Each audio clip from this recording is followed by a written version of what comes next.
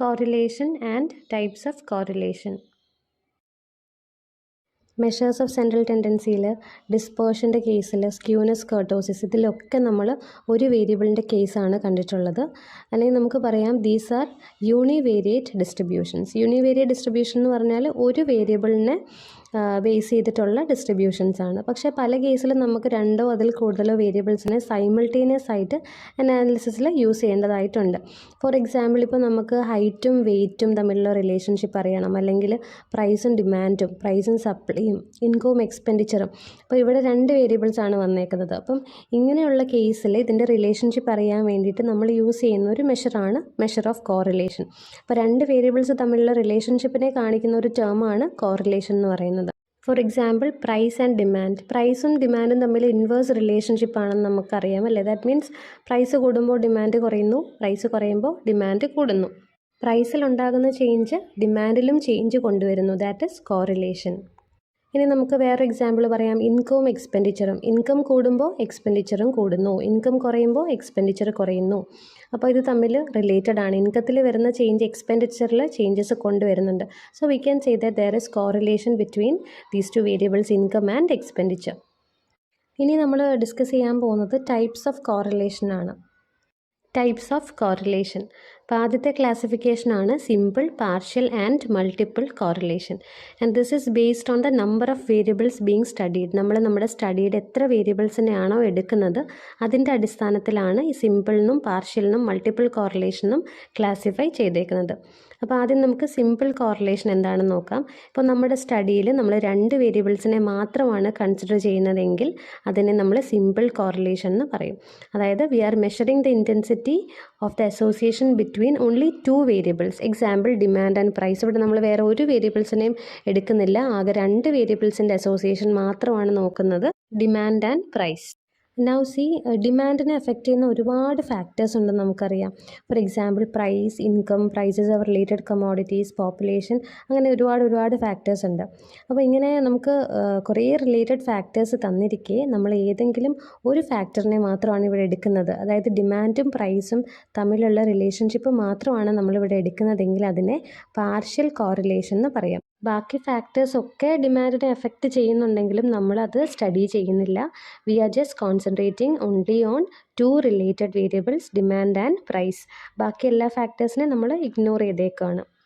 So in the case of partial correlation it controls the effect of an additional variable. ഇനി ഡിമാൻഡിനെ effect ചെയ്യുന്ന എല്ലാ വേരിയബിൾസിനെയും നമ്മൾ simultaneous ആയിട്ട് സ്റ്റഡി ചെയ്യുവാണെങ്കിൽ അതിനെയാണ് മൾട്ടിപ്പിൾ കോറിലേഷൻ കൊണ്ട് ഉദ്ദേശിക്കുന്നത്. Next is positive and negative correlation. ആദ്യം നമുക്ക് പോസിറ്റീവ് കോറിലേഷൻ എന്താണെന്ന് നോക്കാം. ഇപ്പോൾ രണ്ട് വേരിയബിൾസ് നമ്മൾ എടുക്കുവാണ്, രണ്ട് വേരിയബിൾസും ഒരേ ഡയറക്ഷനിലാണ് ചേഞ്ച് ചെയ്യുന്നതെങ്കിൽ അതിനെയാണ് നമ്മൾ പോസിറ്റീവ് കോറിലേഷൻ എന്ന് പറയുന്നത്. താഴെ കാണിച്ചേക്കുന്ന ഡയഗ്രത്തിൻ്റെ ഫസ്റ്റ് പാർട്ട് നോക്കുക. അവിടെ രണ്ട് വേരിയബിൾസ് എക്സും വൈയും കാണിച്ചിട്ടുണ്ട്. അതിൽ എക്സ് കൂടുന്നതിനനുസരിച്ച് വൈയും കൂടുന്നതായിട്ട് നമുക്ക് കാണാം. അതായത് രണ്ട് വേരിയബിൾസും ഒരേ ഡയറക്ഷനിലാണ് ചേഞ്ച് ചെയ്യുന്നത്. അപ്പോൾ അങ്ങനെ ചേഞ്ച് ചെയ്യുന്ന, ഒരേ ഡയറക്ഷനിൽ ചേഞ്ച് ചെയ്യുന്ന വേരിയബിൾസ് പോസിറ്റീവ്ലി കോറിലേറ്റഡ് ആണെന്ന് നമുക്ക് പറയാം.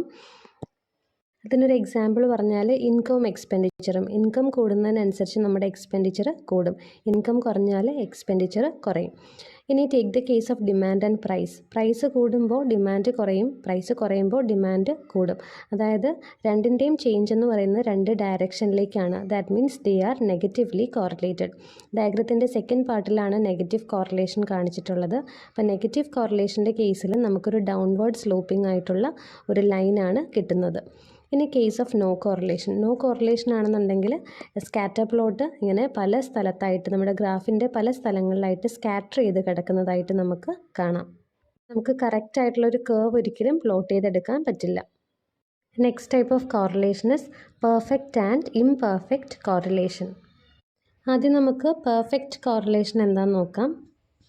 നമ്മളിപ്പോൾ രണ്ട് വേരിയബിൾസ് കൺസിഡർ ചെയ്യുകയാണ്, എക്സ് ആൻഡ് വൈ. അപ്പോൾ എക്സ് ചേഞ്ച് ചെയ്യുന്നതിനനുസരിച്ച് വൈ ചേഞ്ച് ചെയ്യുന്നു ഇൻ എ കോൺസ്റ്റൻറ്റ് റേഷ്യോ. ഇത് രണ്ടും ചേഞ്ച് ചെയ്യുമ്പോൾ ഉണ്ടാകുന്ന റേഷ്യോ എന്ന് പറയുന്നത് സെയിം ആണ്. ഫോർ എക്സാമ്പിൾ ഇപ്പം എക്സ് 2% കൂടുമ്പോൾ വൈയും 2% കൂടുന്നു, അല്ലെങ്കിൽ എക്സ് 2% കൂടുമ്പോൾ വൈ 2% കുറയുന്നു. അപ്പോൾ കൂടുതലോ കുറവോ അല്ലെങ്കിൽ ഏത് ഡയറക്ഷനിലാണ് ആ ചേഞ്ച് പോകുന്നത് എന്നുള്ളതല്ല, പക്ഷേ ആ ചേഞ്ച് എന്ന് പറയുന്നത് ഒരു കോൺസ്റ്റൻറ്റ് റേഷ്യോയിലാണ് വരുന്നത്. So irrespective of the direction of change, both the variables under study change at a constant ratio. It is known as perfect correlation. ഇപ്പോൾ പെർഫെക്റ്റ് കോറിലേഷൻ എന്ന് പറയുന്നത് ഒന്നുകിൽ +1 ആകാം അല്ലെങ്കിൽ -1 ആകാം. അതായത് perfect correlation can be perfect positive or perfect negative. Perfect positive ഏത് കേസിലാണ് വരുന്നത്? ഇപ്പോൾ എക്സ് കൂടുമ്പോൾ വൈയും കൂടുന്നു in the same ratio. Negative എപ്പോഴാണ് വരുന്നത്? എക്സ് കൂടുമ്പോൾ വൈ കുറയുന്നു ഇൻ ദ സെയിം റേഷ്യോ. അപ്പം ഇതാണ് നമ്മൾ താഴത്തെ ഡയഗ്രത്തിൽ കാണിച്ചേക്കുന്നത്. ഡയഗ്രത്തിൻ്റെ ആദ്യത്തെ പാർട്ടിൽ കാണിച്ചേക്കുന്നത് പെർഫെക്റ്റ് പോസിറ്റീവ് കോറിലേഷനാണ്. ഇവിടെ കോറിലേഷൻ കോഎഫിഷ്യൻ്റ് R = 1 ആണ്. ഇവിടെ എക്സ് കൂടുന്നതിനനുസരിച്ച് വൈ കൂടുകയാണ്, സെയിം റേഷ്യോയിലാണ് കൂടുന്നത്. നമുക്കൊരു സ്ട്രെയിറ്റ് ലൈനിലാണ് ഈ പോയിൻറ്റ്സ് എല്ലാം വന്നേക്കുന്നത്. അതുകൊണ്ട് തന്നെ ഇത് ലീനിയർ ആണ്. അപ്പോൾ പെർഫെക്റ്റ് പോസിറ്റീവ് കോറിലേഷൻ ആയാലും പെർഫെക്റ്റ് നെഗറ്റീവ് കോറിലേഷൻ ആയാലും ലീനിയർ ആയിട്ടാണ് ആദ്യത്തെ 2 പാർട്ടിലും കാണിച്ചേക്കുന്നത്. സെക്കൻഡ് പാർട്ടിൽ നെഗറ്റീവ് കോറിലേഷനാണ് കാണിച്ചേക്കുന്നത്. R = -1. അതായത് എക്സ് കൂടുന്നതിനനുസരിച്ച് അവിടെ വൈ കുറഞ്ഞു വരികയാണ്. So the direction of change is different but they change in the constant ratio. ഇനി മൂന്നാമത്തെ കേസ് ഇവിടെ കാണിച്ചേക്കുന്നത് പെർഫെക്റ്റ് കോറിലേഷൻ്റെ നോൺ ലീനിയർ റിലേഷനാണ്. അതായത് നമ്മൾ ആ ഒരു റിലേഷൻ പ്ലോട്ട് ചെയ്യുമ്പോൾ നമുക്ക് കിട്ടുന്നത് ഒരു സ്ട്രെയിറ്റ് ലൈൻ അല്ല, ഒരു കർവി ലീനിയർ ആയിട്ടുള്ള റിലേഷൻഷിപ്പാണ് അവിടെ കാണിച്ചേക്കുന്നത്. സോ ഡയറക്ഷൻ ഓഫ് ചേഞ്ച് എങ്ങനെയായാലും 2 വേരിയബിൾസും കോൺസ്റ്റൻറ്റ് റേഷ്യോയിലാണ് ചേഞ്ച് ചെയ്യുന്നതെങ്കിൽ അതാണ് പെർഫെക്റ്റ് കോറിലേഷൻ. ഇനിയിപ്പോൾ ഡിഫറെൻറ്റ് റേഷ്യോസിലാണ് ചേഞ്ച് ചെയ്യുന്നതെങ്കിൽ അതിനെയാണ് നമ്മൾ ഇംപെർഫെക്റ്റ് കോറിലേഷൻ കൊണ്ട് ഉദ്ദേശിക്കുന്നത്. It ranges between +1 and -1. താഴത്തെ ഫിഗറിൽ ഇംപെർഫെക്റ്റ് കോറിലേഷനാണ് ഗ്രാഫ് ചെയ്തേക്കുന്നത്. വേരിയബിൾസ് തമ്മിലുള്ള റിലേഷൻഷിപ്പ് പ്ലോട്ട് ചെയ്തപ്പോൾ നമുക്ക് കിട്ടിയത് സ്കാറ്റർ ചെയ്ത് കിടക്കുന്ന കുറച്ച് പോയിൻറ്റ്സ് ആണ്. ലീനിയർ ആയിട്ടുള്ള റിലേഷൻഷിപ്പ് ഇവിടെ ഇല്ലാതെ, കാരണം നമുക്ക് സ്ട്രെയിറ്റ് ലൈൻ അല്ല കിട്ടിയേക്കുന്നത്, പകരം ഒരു കർവി ലീനിയർ ആയിട്ടുള്ള റിലേഷനാണ്. Next is linear and non linear or curvilinear correlation. അത് നമുക്ക് ലീനിയർ കോറിലേഷൻ എന്താണെന്ന് നോക്കാം. അപ്പോൾ 2 വേരിയബിൾസ് റിലേറ്റഡ് ആണെങ്കിൽ ഒരു വേരിയബിളിൽ ഉണ്ടാകുന്ന ഒരു യൂണിറ്റ് ചേഞ്ച് മറ്റേ വേരിയബിളിൽ കോൺസ്റ്റൻ്റ് ആയിട്ടുള്ള ചേഞ്ചാണ് കൊണ്ടുവരുന്നതെങ്കിൽ അതിനെയാണ് നമ്മൾ ലീനിയർ കോറിലേഷൻ എന്ന് പറയുന്നത്. ഫോർ എക്സാമ്പിൾ, ഇപ്പോൾ നമ്മൾ ഇൻകവും എക്സ്പെൻഡിച്ചറും 2 റിലേറ്റഡ് വേരിയബിൾസ് ആണ്. അത് തമ്മിലുള്ള റിലേഷൻഷിപ്പ് ലീനിയർ ആണോ എന്ന് നമുക്കൊന്ന് ചെക്ക് ചെയ്യാം. താഴെ കാണിച്ചേക്കുന്ന ഫസ്റ്റ് ടേബിൾ നോക്കുക. അവിടെ ഇൻകം തൗസൻഡ്സിലാണ് മെഷർ ചെയ്തേക്കുന്നത്, എക്സ്പെൻഡിച്ചറും തൗസൻഡ്സിലാണ്. അപ്പോൾ ഇൻകം 10,000 ആയിരിക്കുമ്പോൾ നമ്മുടെ എക്സ്പെൻഡിച്ചർ എന്ന് പറയുന്നത് 5,000 ആയിരുന്നു. ഇൻകം 20,000 ആയിട്ട് റൈസ് ചെയ്തപ്പോൾ നമ്മുടെ എക്സ്പെൻഡിച്ചർ എത്ര കൂടി? 10,000 ആയിട്ട് കൂടി. ഇൻകം 30,000 ആയിട്ട് കൂടിയപ്പോൾ എക്സ്പെൻഡിച്ചർ 15,000 ആയിട്ട് കൂടി. ടേബിൾ ഒന്ന് എക്സാമിൻ ചെയ്താൽ നമുക്ക് മനസ്സിലാവും ഇവിടെ എക്സ്പെൻഡിച്ചറിൽ ഉണ്ടാകുന്ന ചേഞ്ച് എന്ന് പറയുന്നത് ഒരു കോൺസ്റ്റൻറ്റ് റേഷ്യോയിലാണ്, എപ്പോഴും ഒരു 5,000 വെച്ചാണ് കൂടിക്കൊണ്ടിരിക്കുന്നത്. ഇങ്ങനെ കോൺസ്റ്റൻ്റ് ആയിട്ടാണ് വേരിയബിൾ ചേഞ്ച് ചെയ്യുന്നതെങ്കിൽ അതിനെയാണ് നമ്മൾ ലീനിയർ കോറിലേഷൻ എന്ന് പറയുന്നത്. ഇനിയിപ്പോൾ രണ്ടാമത്തെ ടേബിളിലേക്ക് നോക്കുക. അവിടെ എക്സ്പെൻഡിച്ചർ നമ്മൾ എക്സാമിൻ ചെയ്ത് കഴിഞ്ഞാൽ മനസ്സിലാവും എക്സ്പെൻഡിച്ചർ എന്ന് പറയുന്ന വേരിയബിൾ ഒരു കോൺസ്റ്റൻറ്റ് റേഷ്യോയിലല്ല ചേഞ്ച് ചെയ്തേക്കുന്നത്, പല പല റേഷ്യോസിലാണ്. ആദ്യം 5,000 ആയിരുന്നു, പിന്നെ അത് 6,000 ആയി, പിന്നെ 9,000, പിന്നെ 14,000, 16,000, ഇങ്ങനെ പല റേഷ്യോസിലാണ് അവിടെ എക്സ്പെൻഡിച്ചർ എന്ന് പറയുന്ന variable with respect to income change ചെയ്തേക്കുന്നത്. അപ്പോൾ ഇങ്ങനെയുള്ള ഒരു കോറിലേഷനെയാണ് നമ്മൾ നോൺ ലീനിയർ അല്ലെങ്കിൽ കർവി ലീനിയർ കോറിലേഷൻ എന്ന് പറയുന്നത്. ഇത് രണ്ടും പോസിറ്റീവോ അല്ലെങ്കിൽ നെഗറ്റീവോ ആകാം. ഇവിടെ ആദ്യത്തെ ടേബിൾ നിങ്ങൾ ഗ്രാഫ് ചെയ്ത് കഴിഞ്ഞാൽ നിങ്ങൾക്കൊരു സ്ട്രെയിറ്റ് ലൈൻ ആയിരിക്കും കിട്ടുന്നത്, അതുകൊണ്ടാണ് അതിനെ ലീനിയർ എന്ന് പറയുന്നത്. ഇപ്പോൾ കോൺസ്റ്റൻറ്റ് റേഷ്യോയിലാണ് ആ ചേഞ്ച് വരുന്നതെങ്കിൽ മാത്രമേ നമുക്ക് ഒരു സ്ട്രെയിറ്റ് ലൈനോ അല്ലെങ്കിൽ ലീനിയർ ആയിട്ട് കിട്ടുകയുള്ളൂ.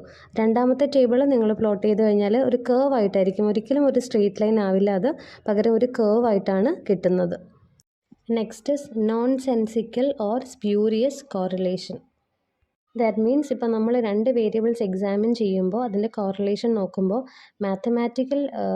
മാത്തമാറ്റിക്കലി അല്ലെങ്കിൽ statistically these are related to each other, പക്ഷേ അത് തമ്മിൽ കോസ് ആൻഡ് ഇഫക്റ്റ് റിലേഷൻഷിപ്പ് ഒന്നും ഇല്ല. ഫോർ എക്സാമ്പിൾ, ഇപ്പോൾ നമ്മളൊരു പെർട്ടിക്കുലർ റീജിയനിലുള്ള ടീയുടെയും കോഫിയുടെയും yield per acre highly correlated ആണെന്ന് മാത്തമാറ്റിക്കലി കണ്ടു, അല്ലെങ്കിൽ സ്റ്റാറ്റിസ്റ്റിക്കലി അങ്ങനെയാണെന്നാണ് പറയുന്നത്. പക്ഷേ അത് തമ്മിൽ ഒരു കോസ് ആൻഡ് ഇഫക്റ്റ് റിലേഷൻഷിപ്പും ഇല്ല. ദാറ്റ് മീൻസ് ഇപ്പോൾ ടീയുടെ പെർ ഏക്കർ ഈൽഡ് കൂടിയത് കൊണ്ടാണ് അവിടെ കോഫിയുടെ പെർ ഏക്കർ ഈൽഡ് കൂടിയതെന്ന് നമുക്കൊരിക്കലും പറയാൻ പറ്റില്ല. തമ്മിൽ അങ്ങനെ റിലേറ്റഡ് അല്ല. പക്ഷേ ക്ലൈമറ്റ് എന്ന് പറയുന്ന തേർഡ് ഫാക്ടർ അവിടെ ഉള്ളത് കൊണ്ടാണ് ഇതിൻ്റെ രണ്ടിൻ്റെയും ഈൽഡ് പെർ ഏക്കർ അവിടെ കൂടിയിട്ടുള്ളത്. So we can say that spurious correlation occurs when two variables are statistically related to each other, but there is no cause and effect relationship between them without a common variable. ഒരു common variable operate ചെയ്യുന്നത് കൊണ്ടാണ് അവിടെ അങ്ങനെ ഒരു statistically പോലും അവിടെ ഒരു correlation അവിടെ വന്നത്, അല്ലാതെ അത് തമ്മിൽ ഒരു ബന്ധവും ഇല്ല.